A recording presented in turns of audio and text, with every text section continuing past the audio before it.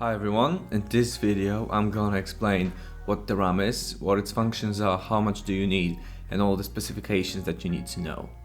Alright, so RAM stands for Random Access Memory and is often referred to as a volatile memory, which means RAM is not able to store data permanently.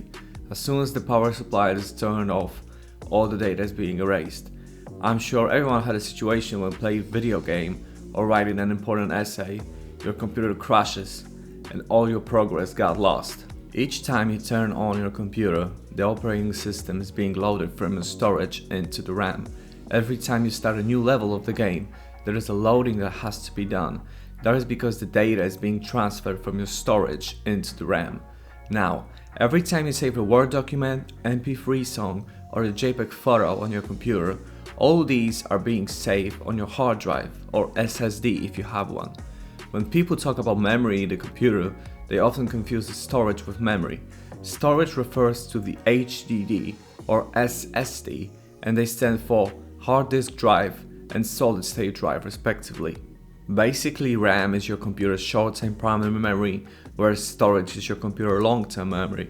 But you might ask, why do we have a different parts for short-term and long-term memory for our computers? Well, storage capacity and the speed are the answer. Hard drives are a lot slower at accessing data than RAM, but when it comes to storage capacity, hard drives are the winners. It's quite common to have 8 gigs of RAM for 1000 gigabytes of storage. There are two different types of RAM, DRAM and SRAM. Let's start with the DRAM, which means dynamic RAM. The name comes from the fact that this type of memory cannot store charge for more than a few milliseconds, thus has to be constantly refreshed. SRAM or static RAM is the type of memory that can store charge and doesn't have to be constantly refreshed.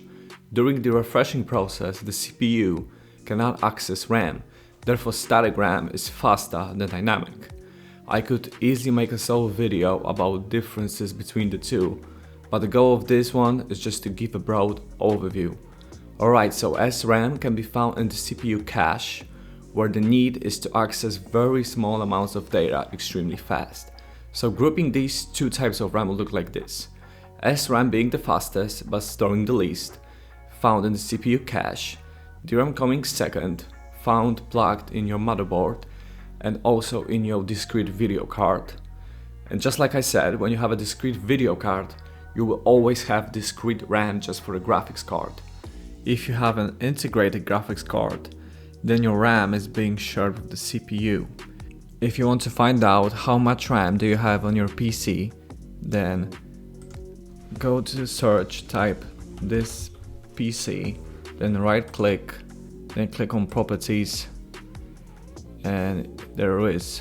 This is the amount of RAM you have on your computer. When it comes to the VRAM, that is video RAM, I recommend to download great open source software, GPU-Z, that shows you all the specifications of your video card. Alright, now the question is, how much do you need as of January 2021? If you only use your computer for basic tasks like using a web browser or Word document, I believe 8 gigs of RAM is the minimum. One thing I forgot to say is that when your computer doesn't have enough RAM to work with, it will start to store data on your storage device in the form of memory, making your computer very slow.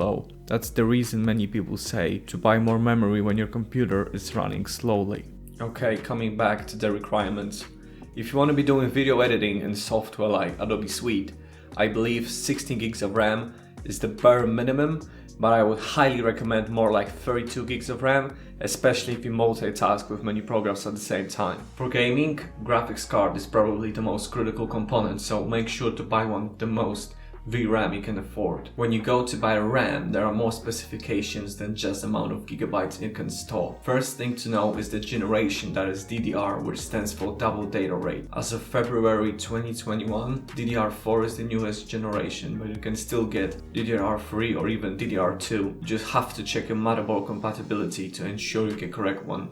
Another thing is RAM frequency or RAM speed, as often referred to.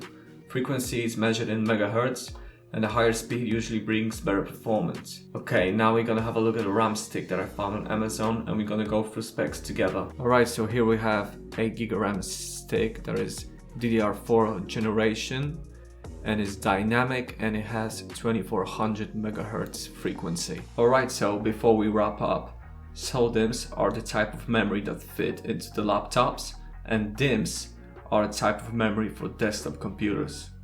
Alright, so that's it for this video. I know there are a ton of more things that we could talk about, but I wanted to make this video relatively short and concise. If you have any question or anything that's not completely clear, feel free to ask me any question and I will make sure to answer it. Thank you very much for watching.